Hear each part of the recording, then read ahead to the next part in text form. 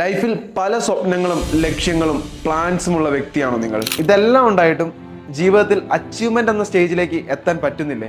നിങ്ങളെ പിടിച്ചു നിർത്തുന്നത് നശിച്ച ഫോൺ അഡിക്ഷൻ ആണോ? Steve Jobs, Nikola Tesla, Mike Tyson, Muhammad Ali, അങ്ങനെ പലരും എന്തിനു പറയുന്നു, നിങ്ങളുടെ കൂടെയുള്ള ഫ്രണ്ട്സ് പോലും നോഫാപ്പ് കമ്മ്യൂണിറ്റിനെ സ്ട്രിക്ട്ലി ഫോളോ ചെയ്യുന്നവരാവും. ഫോൺ അഡിക്ഷൻ പോലെയുള്ള ഡേഞ്ചറസ് ട്രാപ്പിനെ മനസ്സിലാക്കാൻ കുറെ പേർക്ക് പറ്റും. പക്ഷേ അതിനെ ക്വിറ്റ് ചെയ്ത് തന്റെ ലൈഫിൽ ഒരു ഇമ്പോർട്ടൻസ് കൊടുക്കാതിരിക്കാൻ ധൈര്യവും കോൺഫിഡന്റുമായ ആൾക്കാർക്ക് മാത്രമേ പറ്റൂ.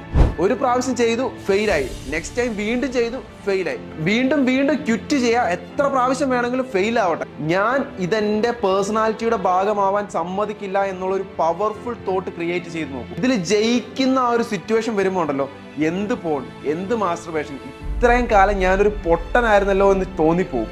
പക്ഷേ ഈ അഡിക്ഷൻ നിങ്ങൾ സീരിയസ് ആയി എടുത്തില്ലെങ്കിൽ, ഈ അഡിക്ഷൻ വന്നാൽ എന്തായിരിക്കും അവസ്ഥ എന്ന് പറഞ്ഞു കൊടുക്കാൻ ചിലപ്പോൾ ആരെങ്കിലും നിങ്ങളുടെ ലൈഫ് സ്റ്റോറി ആവും യൂസ് ചെയ്യുക. ഇത് സീരിയസ് ഇഷ്യൂ ആണ്, ഇത് പേഴ്സണൽ ഇഷ്യൂ ആണ്. ഇപ്പോൾ മനസ്സിലാക്കിയാൽ ആക്ഷൻ എടുക്കാം. കോൺടാക്ട് ചെയ്യൂ.